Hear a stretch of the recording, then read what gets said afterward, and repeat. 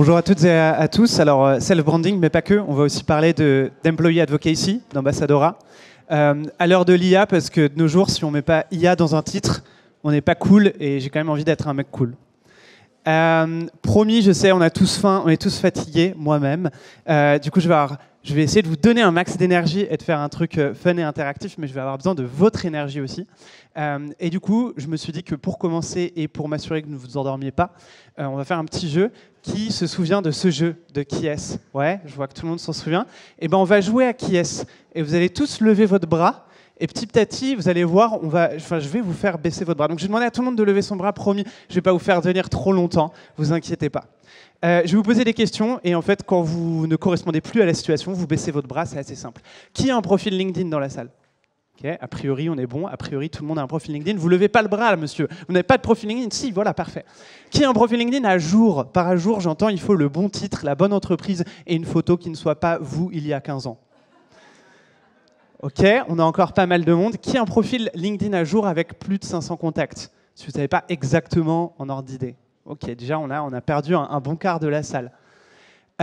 Et de l'activité sur le dernier mois. Par activité, j'entends vous avez liké, commenté, partagé quelque chose. Oh, on a déjà encore pas mal de monde. Je suis surpris, je m'attendais à en perdre un peu plus. Et de l'activité dans les 7 derniers jours? Ah, là, déjà, on a la moitié de la salle qui part. Et qui a posté dans les 7 derniers jours? Donc pas liker, pas commenter, pas partager, vraiment écrire un post et faire un post et rédiger un post. Ok, là on est déjà plus que à, je pense, 15% de la salle. Et maintenant, qui poste de façon hebdomadaire, toutes les semaines, un post au moins ou plus? Ok, vous êtes 3, je crois. Super. Merci à toutes et à tous d'avoir fait le jeu. Vous pouvez reposer vos bras. C'était intéressant. Ben, moi, j'ai une confession à vous faire. Je suis en direct, on est filmé, etc. Mais j'ai pas peur. La confession, c'est que moi, je poste de façon hebdomadaire sur LinkedIn.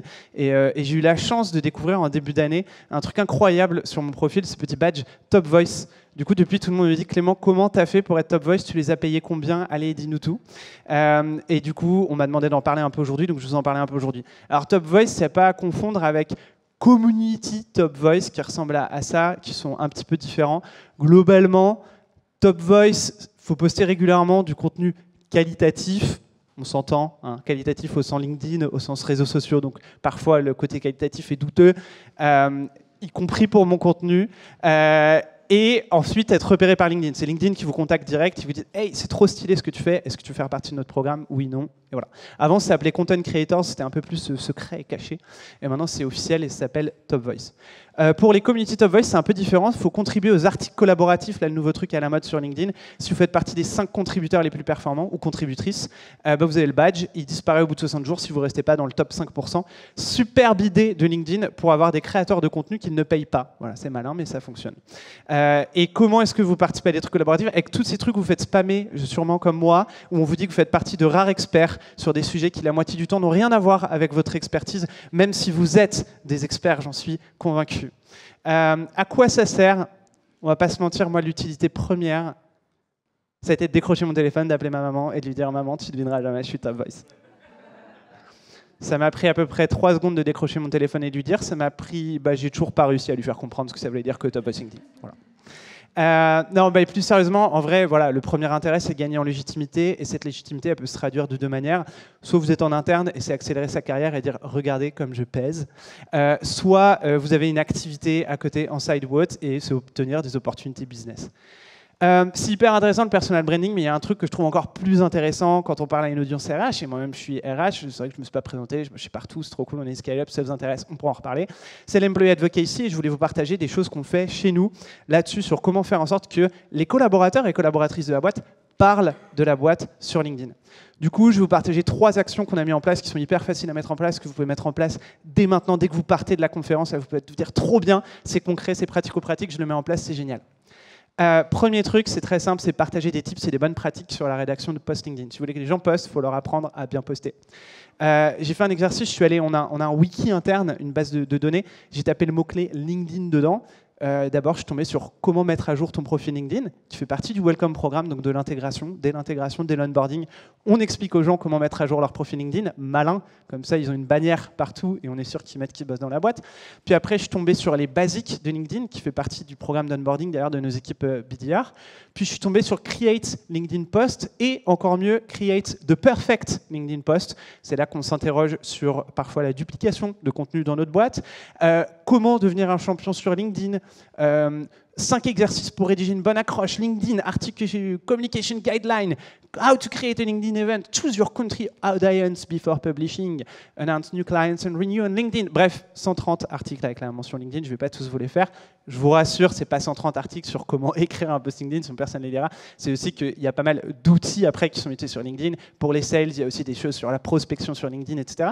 Mais quand même, vous voyez que LinkedIn est hyper présent. Donc premier truc, partager des tips et des bonnes pratiques. Deuxième truc, une exemplarité du COMEX. On aime bien cette terminologie en RH, lead by example. Nous, un très bon exemple, c'est notre CEO Thibaut Renouf, 37 000 abonnés, un post par jour. Voilà. Ça, c'est son profil, mais ce n'est pas le seul. Notre CPO, par exemple, a un peu plus de 13 000 abonnés. Et surtout, ils ont cofondé ensemble un média qui s'appelle Follow Tribes, qui fait plein de trucs autour des startups et qui est énormément suivi, puisqu'il y a un peu plus de 30 000 abonnés à la newsletter. Troisième chose, création de canal Slack de partage de posts LinkedIn, et ce par langue. Pourquoi faire ça? Parce que les gens, quand ils postent sur LinkedIn, après, ils veulent que ça marche. Et comment est-ce qu'on peut aider à ce que les gens marchent? En le partageant en interne et en ayant les copains qui vont liker, commenter. Ça permet de générer du reach au début, et puis c'est hyper gratifiant de se dire « Ah, j'ai eu plein de likes et tout ça a marché ». Et on a 4 canaux, un par langue, et je me suis dit je ne vais pas juste vous bullshiter, je vais vous partager les chiffres. Je suis allé regarder les chiffres sur la dernière année, c'est les stats de notre Slack. Et en fait, ce qui est hyper intéressant, on ne va pas venir sur tous les chiffres, mais c'est globalement que, vous voyez qu'en termes de messages publiés, c'est énorme. En un an, on est presque à 1500 articles du coup, qui ont été partagés en interne. En termes de nombre de membres qui ont publié du contenu, donc unique user, on est à plus d'une centaine, on est autour de 125, on est un quart de la boîte, on est 450 chez nous. Donc un quart de la boîte qu'on fait au moins un post LinkedIn, c'est incroyable. Et en termes de membres qu'on consulté, ce qui est incroyable, c'est que sur le canal FR, vous voyez 483, je vous ai dit, on est 450. Alors qu'est-ce que ça veut dire? Bon, forcément, on a des gens qui partent, des gens qui arrivent, on a des stagiaires, on a des alternants. Mais ça veut dire que quasiment la totalité de la boîte a été au moins une fois sur ce canal Slack pour réagir à des commentaires, enfin à des posts, commenter, liker.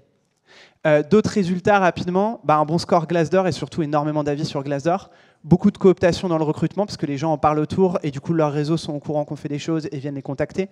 Plus de 85% d'offres acceptées. Je trouve ça intéressant de se dire on a un très haut taux d'acceptation d'offres parce que je pense que les gens entendent parler de nous et veulent venir bosser chez nous.